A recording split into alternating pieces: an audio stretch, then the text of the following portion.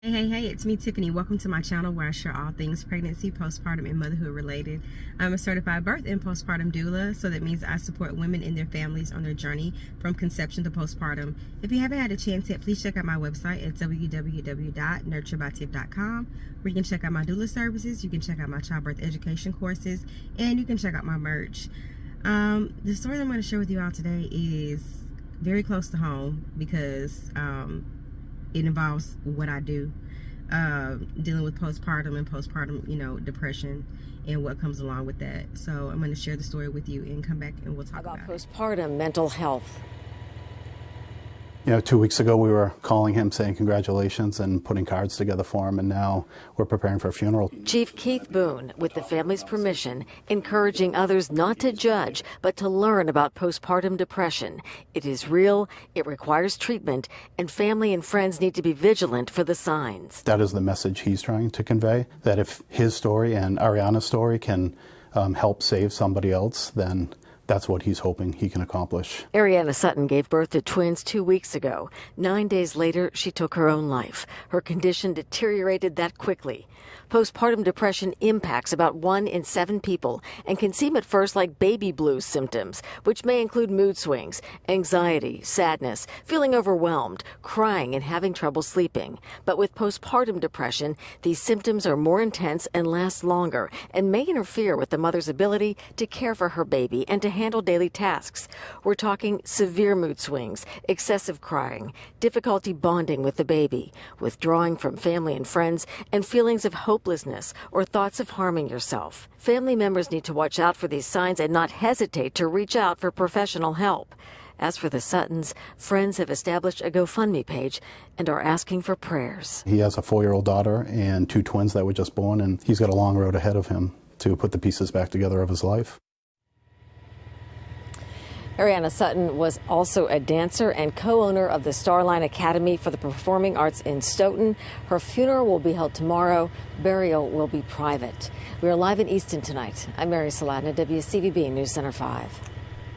Mary, important information. If you are struggling, know that help is available. The National Suicide and Crisis Lifeline. So that was the story, and that's what happened. And I can say, from my experience in this field, that when it comes to giving parents the information, the tools, the education, everything that they need to know about postpartum depression, the signs, what to expect, how it can affect you, there literally is next to nothing.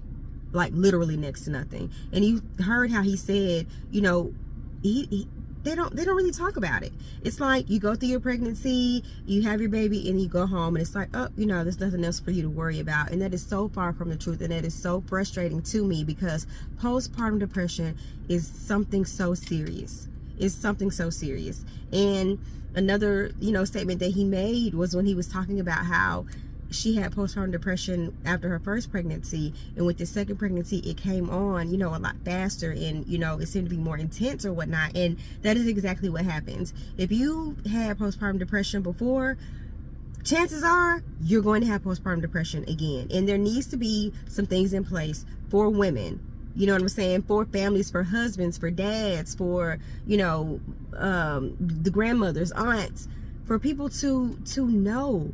You can't just keep allowing these women to have these babies, and then they go through this postpartum depression and they don't know what's going on with them. Their family doesn't know what's going on with them. And then here we go, someone else is taking their life. And or they not only take their lives, they take their children's lives and then take their lives. You know what I'm saying? Like, it just upsets me to my core that people continue, and I get it. A lot of people say that, healthcare, it's all about money or whatever, but I just refuse to believe that there are doctors out there who just really do not care. You know what I'm saying? Like, there have to be doctors out there who still care, who still value the work that they do, who still want to help their patients, especially the patients who are having babies. You know what I'm saying?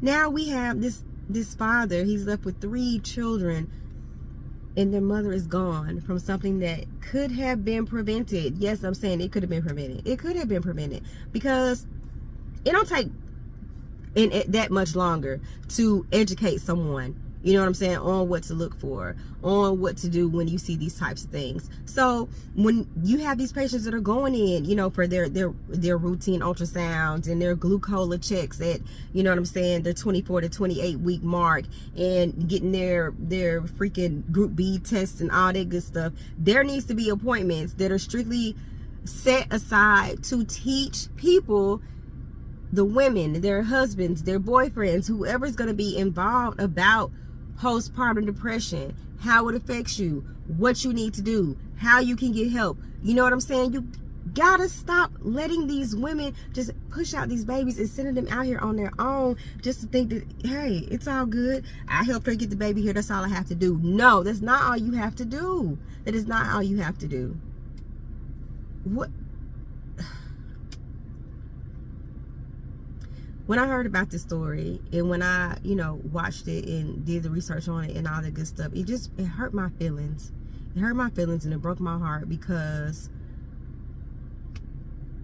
I'm in this industry and I care about my clients. You know what I'm saying? As a doula, I care about my clients. I care about their well-being, whether it be nutritional, you know, mental, physical, emotional, whatever. I do my part, and I check up on them, and I make sure that I educate them and they know what to look for. You know what I'm saying? And it pisses me off, because when I have my clients come to me and they tell me the things they're going through, and they're like, oh, well, my doctor didn't even say that, or my doctor doesn't even know about that, or, you know, didn't even inform me or educate me or help me to do any of that stuff. What the heck are they paying y'all for?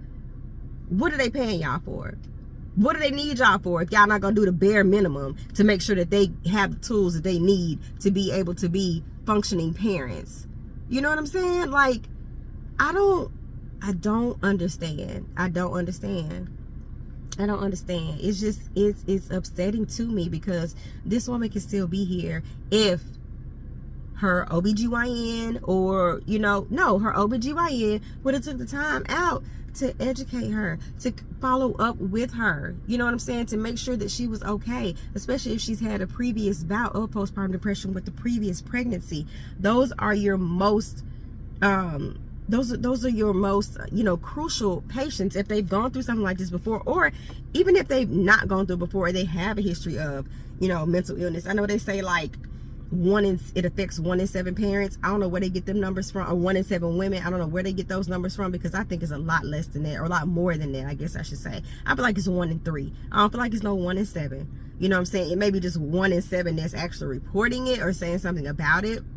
And you should allow people to feel comfortable coming to you, instead of belittling you because, you know, oh, well, you're the one who decided to have the baby, or, you know, it's something wrong with you, or making people feel like they're crazy for coming to you because they need help. People need help. Do you know the emotional toll that having a baby takes on you? Do you know the physical toll that having a baby takes on you? And after you have this baby, your emotions and your hormones and everything is trying to get back to normal, and it's rapidly going and changing, and, you know, nothing, no healthcare professional to help you. And like I said in a previous video before, when I talked about this, okay, you follow up, what, in 6 freaking weeks after you've had your baby? That ain't useful. That is not useful at all. Why can't we have something in place where you follow up, I feel like, weekly? You know what I'm saying? Somebody needs to be calling, seeing how this patient is doing, seeing how everything is going, you know, following up with the person that's in the home with them to see, hey, because sometimes the person that's going through it doesn't necessarily notice it. But you can have somebody that's there with them. If they notice any changes or anything like that, hey, how is she doing today? Oh, you noticed XYZ? Okay, well, let's get her in to see if we can get her evaluated. And don't make her feel like she's less than a human being because something is going on with her. Ugh. Anyways, y'all, we gotta do better. We gotta do better all the way around. That's why I'm doing what I do. That's why I'm doing what I do. I'm proud to be a doula. I'm proud to be somebody who's making a difference in helping women out here. You know, you're not going to take that away from me. I've seen, you know, what postpartum depression can do. You know what I'm saying? I've seen it. I've had postpartum depression myself.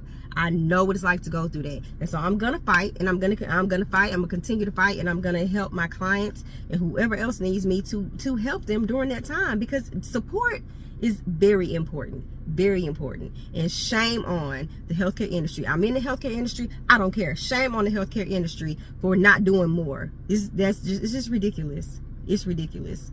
It's ridiculous. It just is what it is. Anyways, I just wanted to get on here and share that story really quickly. This woman, she still should be here with her children.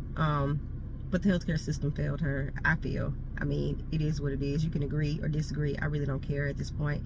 It happens so often, and stuff needs to change.